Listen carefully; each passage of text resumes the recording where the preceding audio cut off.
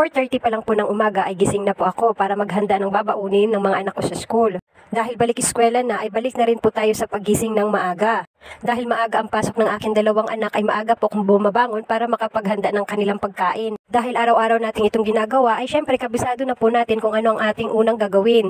Nagsaing na po ako ng marami para po pambaon ng mga bata at pang-almusal din po namin. Pagkatapos ko pong magsalang ng sinaing ay magpiprito naman po ako ng bangus. Yan po ay nilabas ko na po kagabi para hindi po siya matigas pag nagpiprito na po ako. Bihira ko lang kasi papabaunan ng mga bata ng mga frozen food. Siguro po mga 3 beses sa isang buwan. Kaya talaga nagising ako ng maaga para makapag-isip ako kung ano ang kanilang uulamin. Minsan naman po ang pinapabaon ko ay tortang talong. Sa umaga, hindi talaga mawawala ang pagpapakulo ng mainit na tubig kasi magtitimpla po tayo ng kape. Pagkatapos ko pong magluto ay inhinda ko na po ang mga babaunin ng mga bata. Dahil malalaki naman na sila at marunong na sila maligo ng kanilang sarili ay si Bunso ng aking naasikaso. Pero ang pasok po ni Bunso ay alas 9. Next week po ay 1:00 na po. Pag sa umaga po talaga busy po talaga ang mga nanay kasi ang dami pong inaasikaso. Pero pagdating po sa tanghali ay pwede na pong magpahinga. Inatid ko na po pala si Bunso gamit po ang aming service. Malaking tulong po talaga pag may service po.